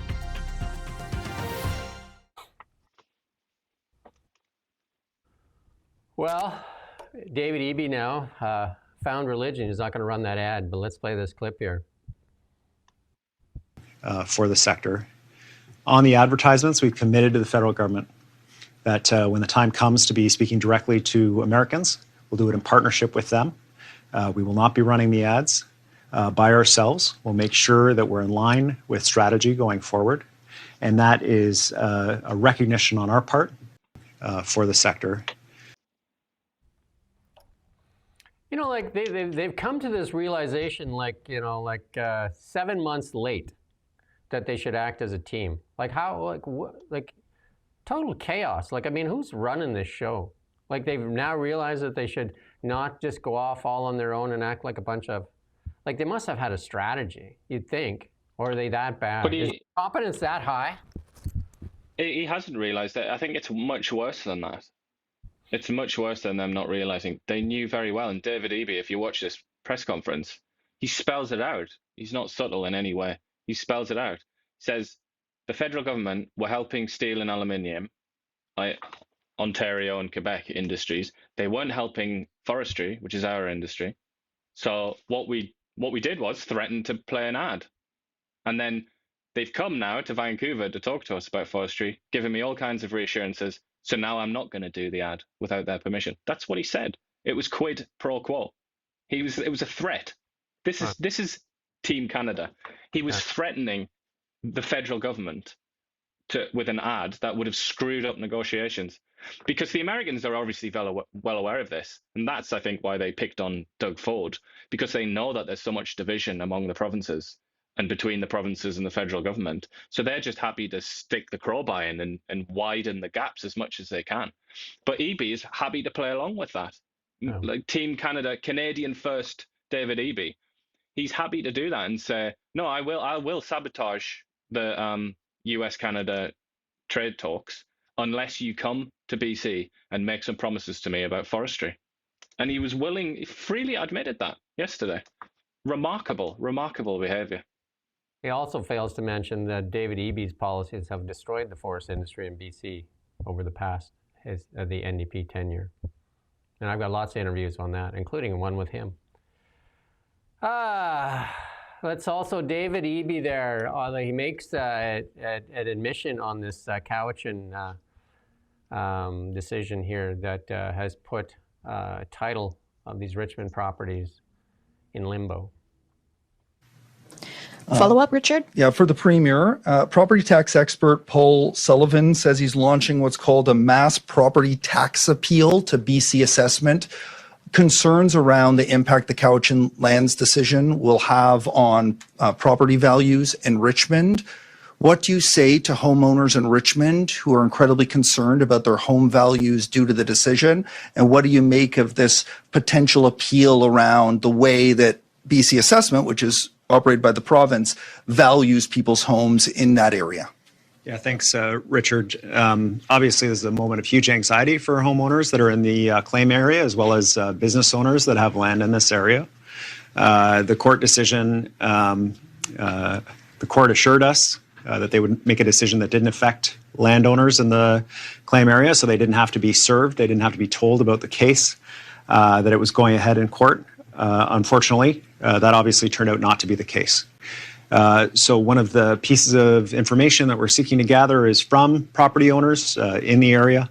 If they're running into impacts that are related to financing or other related issues, it's helpful for us to know. We're applying to the court for something called a stay, which is a pause and a stop on the decision until the Court of Appeal has a chance to consider that. That's important evidence for the court to be able to hear. I understand why people are anxious. I would be anxious. But I want to reassure people we are going to court. We're bringing forward any information that we have. Currently, to date, we don't have information that banks are reluctant to loan in relation to these properties.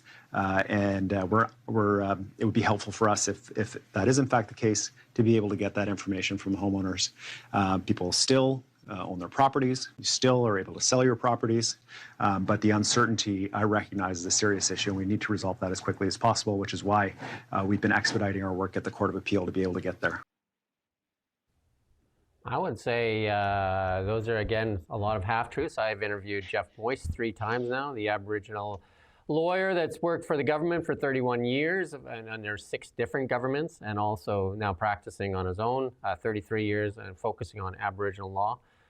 Sure, you can sell that property. Pennies on the dollar, maybe. Like, who's buying it? Do you know what I mean? David Eby says you can sell the property. Who would buy it? And can you get a mortgage on it? What does the bank want? What does the bank want from you in exchange for a loan? The title to your property. They hold the title to your property. What title can you offer them right now? Here's a title that may or not be mine. Do you think they're going to accept that?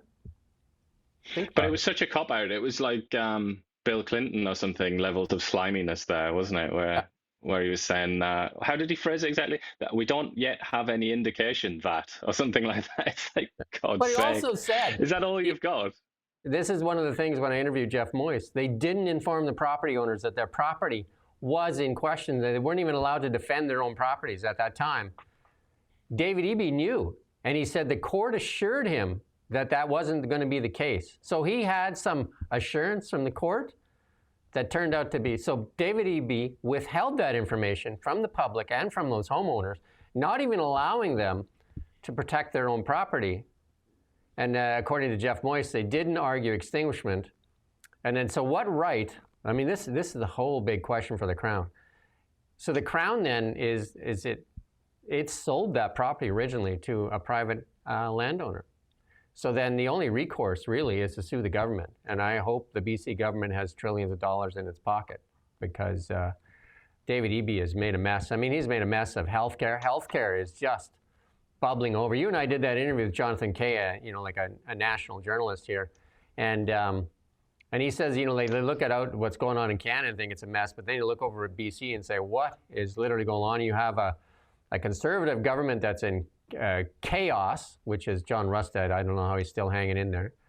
And then you have David Eby living in La La Land. Look, he allowed all this stuff to happen, all these secret negotiations, and he continues to do this. Rustad's asked him to stop all these secret negotiations. Also interviewed Jeff Moyse and talked about the Haida decision. You got to watch that too, because it breaks down that Haida decision and how that decision plays out with all these other decisions. And BC, and I believe it's New Brunswick, have the biggest problem in Canada when it comes to title claims. And Nova Scotia, I think, isn't it? Nova Scotia or New Brunswick, one of those two. And BC, I think, is over 100% of the, because of overlapping claims. Like even this Cowichan decision, there's 3 First Nations that have claim on these same properties here. And that's still going to court, because it was, they asked for 1,800 acres. They got 800 awarded, and there's still the other 1,000 are up for claim there. And I just saw a tweet that some other First Nations is going after more land. So David Eby has opened a hornet's nest there, not arguing extinguishment, and the legitimacy of the Crown to award property. Like, I mean, I interviewed the finance minister, Brenda Bailey, recently as well, and I said, we talk about certainty and investment. What about this? And she's like, oh, we're definitely going to appeal this. David Eby just admitted you knew about this, and you allowed it to go without the landowners having any say in this property because you said you were assured by the courts. I mean, this should be the biggest story going right now for BC.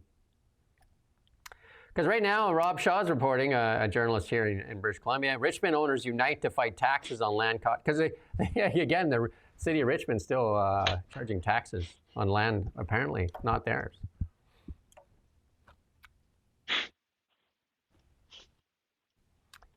And some bad news here. Needles found in Halloween candy given to kids in 2 BC cities. You look at this injection. This looks like a coffee crisp bar.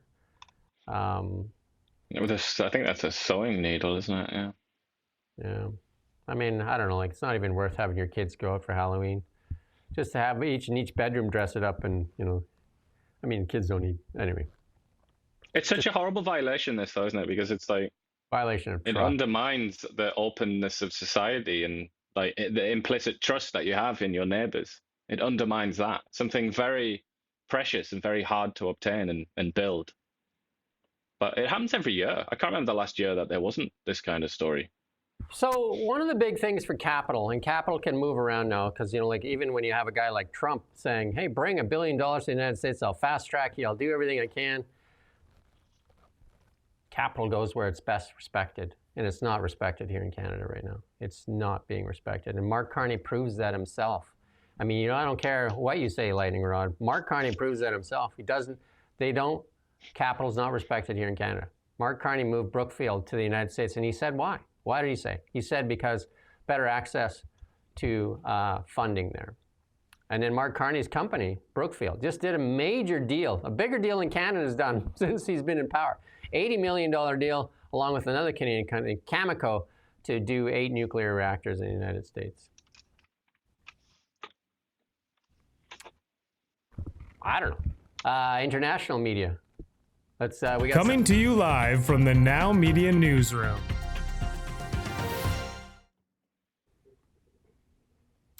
It looks like your friends at the BBC are in trouble for cooking the video clips. Looks like this is going to be a bit of a poop storm for BBC and likely a lawsuit because Donald Trump likely has lawyers drafting. I'm surprised it took this long to come out, and how did it shake out of the things? But it looks like the BBC took two clips like an hour apart and kind of made one that made Mr. Trump look like he incited an insurrection. Let's play this little clip here.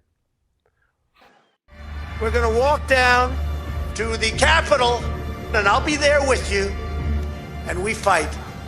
We fight like hell. We're going to walk down to the Capitol, and we're going to cheer on our brave senators and congressmen and women. That's such a bad side by side, isn't it? It couldn't be worse, because it's Trump being like his best sort of camp impression, right? He's like, we're gonna cheer on, and they made it seem like so evil and dark and ominous, didn't they? That's something called stitching, by the way. And they made it look like it was serious journalistic malpractice. And I can tell you, continuous. When you get the journalism qualifications in England, you have to pass all kinds of exams to become a journalist. They warn you very strongly against that. And if you stitched in one of the many exams, if you stitched quotes together, you would immediately fail. You would just get a complete zero. Well, this one is even worse. Here's the BBC just doing it, and when the stakes are pretty damn high. But here's the BBC doing it. This one is even worse because they made it look like it was contiguous. They made it look like that speech was one speech. It's not like you put a couple of clips together and different answers.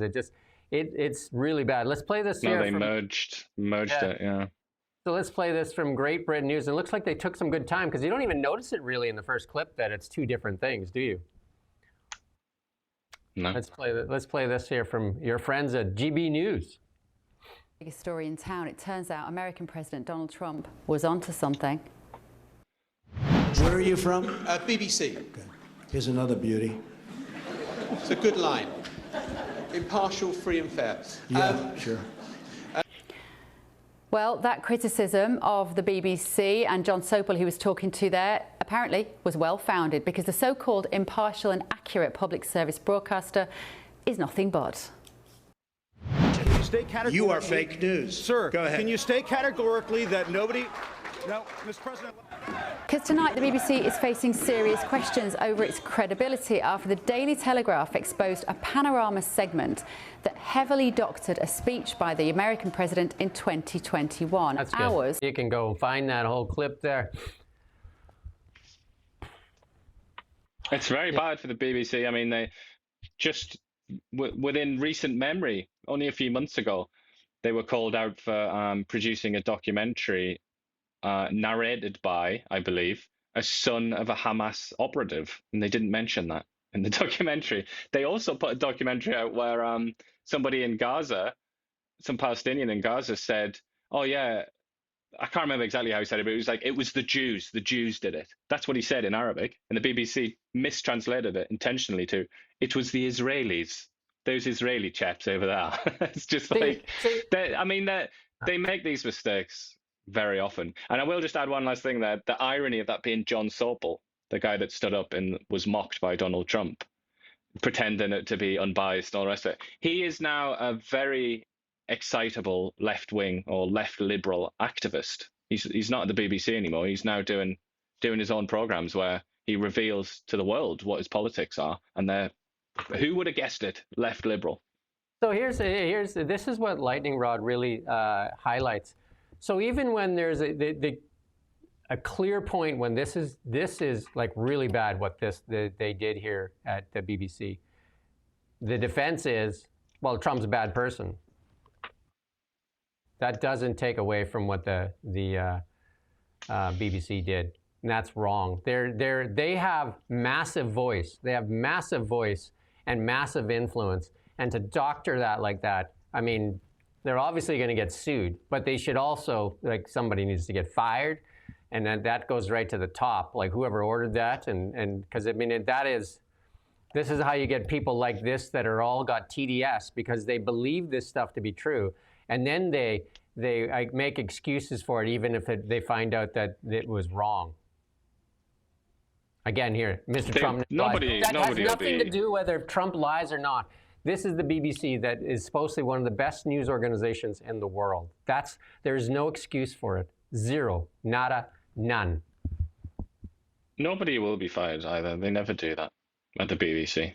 I mean, they have a complaint process at the BBC that I've used in a futile way and for comedy reasons only at this point.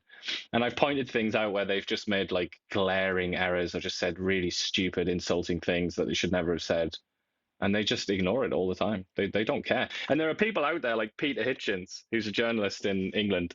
He always complains to the BBC, quite amusingly, and he's never given satisfaction. They never right the wrongs. I think they may have stepped into it this time, though. This one is likely not going to go over well. Boris Johnson right there coming out and saying something as well. Or your old friend Boris. Well, his reputation is, if it's even possible, his reputation is lower than the BBC's. So, I mean, he might as well just shut up and go away. And then this is kind of where we're going to have a little bit of fun here because we're getting to the end here. Why not have a little bit of fun? Because it's a long show. Because the budget, we're waiting for the budget. I have Renee Merrifield at noon again with Beyond the Bell. I'm sure she's going to have lots to say about this budget coming down, former MLA. And here's Kamala Harris making some claims. Let's listen to what Kamala Harris said because she's also put stuff in the clouds. Let's listen to what she has to say here.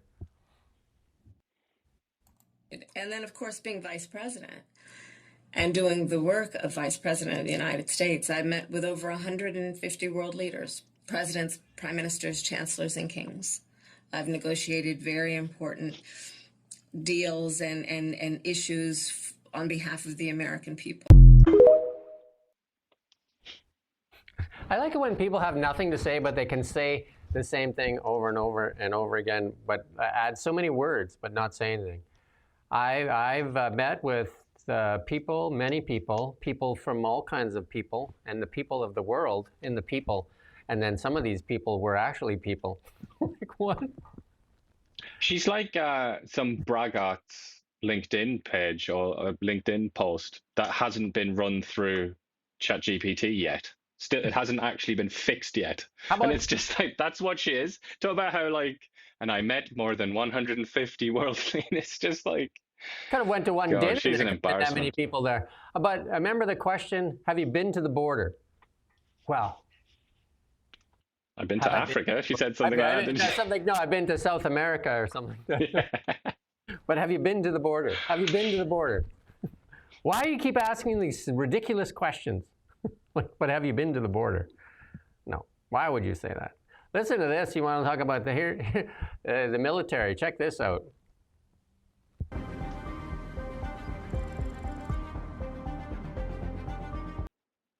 Yeah, well, do I need the music? This is a drone. They call it the Bat.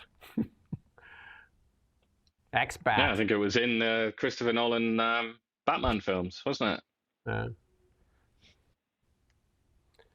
Supposedly, it's next-gen fighter jet. Flies itself, takes off like a helicopter, doesn't need a runway. Fly 2,000 miles, reach 50,000 feet, pack missiles.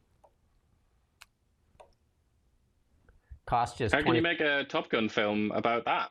Just some guy sat at a computer making sure that everything's in order. Meanwhile, in Canada, can I get my hands here somewhere? Hand-wringing F-35, F-35, F-35, F-35, F-35. Should we buy the F-35? Stephen Harper ordered the F-35s. Justin Trudeau said, we're never going to buy that F-35. It's too expensive. 2023, what was that, like 7 years later? Justin Trudeau says, we're going to buy the F-35. Then Justin Trudeau gets the boot. Nah, maybe not. Then recently, they're still hand-wringing over the F-35. Now they're considering Saab, maybe. Well, Kanye was asked just a couple of days ago, to conclude the Asia thing. It was one of the questions, and it was more of that, as you said. It was more. So, that's Mr. Burns, isn't it? One of the things here, you're going to get tired of us being right, Lightning Rod. You're going to get so tired of us being right. We're going to be right so many times, you're going to get tired of us being right. You're going to say, I can't take you being right so many times. And in the next few days, all you're going to hear and is talking about climate change again as our people head to COP30 there. But we'll kick it off a little bit here with UN Chief Antonio Guterres here saying you need to cough up more money. Governments must arrive at the upcoming COP30 meeting in Brazil with concrete plans to slash their own emissions over the next decade, while also delivering climate justice to those on the front lines of a crisis they did little to cause. Just look at Jamaica. The clean energy revolution means it is possible to cut emissions while growing economies. But developing countries still lack the finance and technologies needed to support their transitions. In Brazil, countries must agree on a credible plan to mobilize $1.6 trillion annually in climate finance by 2035 for developing countries. And developed countries must honor their commitments to double finance for adaptation to at least $40 billion this year. And the loss and damage fund needs to be capitalized with significant contributions. He forgot the buzzword catalyze. We got to get that word catalyze in there. Because I can assure you that Canada will be ponying up, and the United States will be with the big goose egg. And I don't know why they're still using US dollars. Why doesn't Antonio use Venezuelan dollars? Because maybe we can give him that many Venezuelan dollars. But I just, I hate to be lowest common denominator here and be so crass. But this bloke's a socialist, obviously. He was the Socialist Party leader and prime minister in Portugal. Portugal, a very, very small country. Obviously, it doesn't really have much of an effect on the world. And now he's in charge of the UN, and he's spending all this money, trillions of dollars, and he's telling people what to do. And the social that is obviously very commonly heard as an attack against socialists, isn't it? That they want to spend other people's money. But I also just find it so interesting that he injects a kind of Marxism. It's kind of climate Marxism, isn't it? Because it's this idea that loads of these countries did nothing to cause this crisis. It's not even their fault. It's really the fault of Britain and countries like that, like the countries that created the Industrial Revolution. I just find that it's just so tedious, isn't it, to see that divide and rule and that kind of attempt at injecting Marxist analysis into this question. It's just, surely people are sick of this at this point. Maybe Antonio should try to extort some money out of President Xi, and then we'd say whatever Xi gives you, we'll match it. See how much President Xi... But then he can make that argument, though. He can inject that kind of Marxist thinking and say China only industrialized very relatively recently, so they're fine, even though they contribute the most emissions now. This is the kind of thinking that can be applied. And when people use that style of thought, that sort of political tool, or whatever you want to call it, you can tell immediately that they don't actually really care about climate change. Because if they really believe what they said and they really cared about it, then it would be emissions down by any means possible. And that would mean starting with China and not looking at the 19th century and trying to balance out emissions over hundreds of years. Look at this. The press didn't dare ask Mark Carney a question, but they do have a question here for... Let's listen. Morning, Minister. Can you tell us about your trip to COP and what you'll be up to at COP next week? I'm going to be talking to other environment ministers from around the world about how we continue to fight climate change, and I'm looking forward to it. The other question I have for you is the cutting of the tree program, $2 billion down to $1 billion. Does a billion trees make a difference? Is it going to save money to put into other programs? I think we're going to have to look at the budget, but I think there's going to be a lot of good stuff in this budget. But your government has leaked it to the CBC. You publish it, so you know. She's pretty cool, isn't she? She's a very smooth operator. But hey, check it out. We got another clip here to play for you here, because like they're all going to start arriving soon. What is the best way to get to a climate change conference? A private jet can save you hours of waiting in line and traveling at substandard airline speeds. There is nothing more relaxing than being the only person on the entire plane. So you can arrive rested and ready to explain to the little people how their minivans and gas stoves are ruining the earth.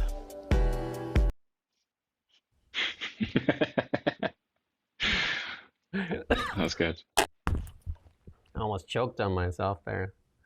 Almost choked on the hypocrisy, didn't you? Well, and Elon Musk, for the people that love Elon Musk, oh, that's me. David Sachs says the biggest risk of AIs was described by James Cameron, not described by James Cameron in Terminator, but by George Orwell, the favorite of yours, in 1984. Let's listen to what he has to say. And we saw evidence of this already. Let's play this clip here. I almost feel like the term woke AI is insufficient to explain what's going on because it somehow trivializes it. I mean, what we're really talking about is Orwellian AI. You know, we're talking about AI that that lies to you, that distorts an answer, that rewrites history in real time to serve a current political agenda of the people who are in power. I mean, it's very Orwellian, and we were definitely on that path before President Trump's election. It was part of the Biden EO. We saw it happen, you know, in the release of that first Gemini model. That was not an accident. That, you know, that those distorted outputs came from somewhere. To me, this is the biggest risk of AI. Actually, it was not described by James Cameron. It was described by George Orwell. You know, it's in my view, it's not the Terminator. It's 1984. That you know, that as AI eats the internet and becomes the main way that we interact and get our information online, that it'll be used by the people in power to control the information we receive, that it'll contain an ideological bias, that essentially it'll censor us. All that trust and safety apparatus that was created for social media will be ported over to this new world of AI. And then that's good. You get the idea, hey? But we saw the first renditions from Gemini. I remember when it was kind of distorting history and everything. It was just like, and I was just like, I'm not used to that, right? And that was one of the reasons that Elon Musk started X, and now he's actually started Grokpedia as well, because Wikipedia, even one of the founders of Wikipedia said that it's distorted and it's gone woke and that he doesn't want anything to do with it. And he's the one encouraging Musk to start Grokpedia. Yeah. We're seeing that all the time. We're almost living in a kind of version of that now, aren't we? And definitely the election of Trump seems to have changed things. The election of Trump and also Elon Musk buying one of the main sort of tools in the apparatus by buying Twitter and freeing it from its moderation regime. But I mean, yeah, there are many examples. Like even in Canada, again, I refer people back to that conversation that we had with Jonathan Kay when we were talking about the residential school situation.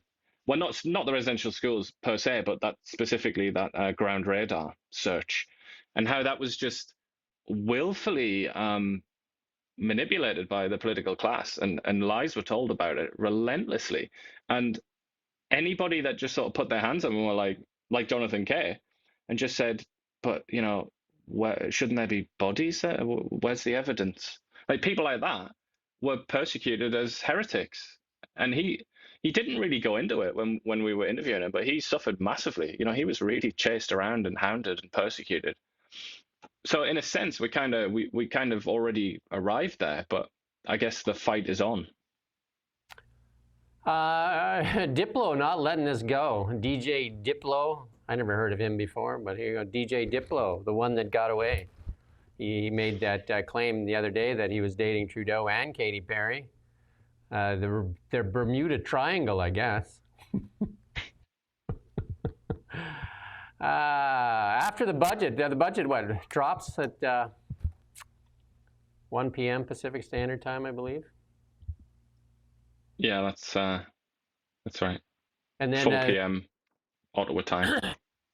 And I believe that some of the boomers are going to be making this phone call after the budget drops when they realize that the PBO's office, when he said shocking, stupefying, unsustainable, and that we're looking into the abyss that you might be encouraged to make this call. Maybe Lightning Rod will make this call. Let's hear what he has to say when he makes the call. Yeah, listen. We fucked up. That's good. I'm going to have to watch that film. I haven't seen it in a long time. I'm going to have to watch it again now. You keep playing that video. Do you think Lightning Rod's going to make that call? Is he actually going to own up to it? Is he in the... I'm not sure he's ever expressed contrition, or he's ever kind of said I was wrong, even when he's been proven wrong. You know what? It'll be a good day when we finally get Lightning Rod to see if he takes off those rose-colored glasses and actually looks at the world with a common sense perspective, and he finally says, okay, Jim and Ian, you were right. I'm sorry. I'm coming on the show, Jim. We'll wait for it. Anyway, have a great day and enjoy it. I'm back at noon with Renee Merrifield, former MLA. We're going to talk about the budget, I'm sure. And that budget, I'm sure pieces of it will start leaking out here. And get ready for the words. Every time you hear the words carbon capture, bang a bell, and then maybe an angel will get its wings. And catalyze. Don't forget. I mean, count the words catalyze, carbon capture, and how it is the budget for the future generation. There you go. Anyway, till tomorrow. We're back tomorrow. We appreciate all of you, even Lightning Rod. It's great. And help share the message. Help us get it out there, Lightning Rod. Help people see and use a little bit of common sense and demand better. All right. Thank you. And we'll see you tomorrow morning at 9 a.m. Thank you for watching Now Media. We don't just report the news. We live here too. We're your neighbors, bringing you stories that matter to all of us. No government funding, no outside influence. Kelowna Now, local, independent. News you can trust.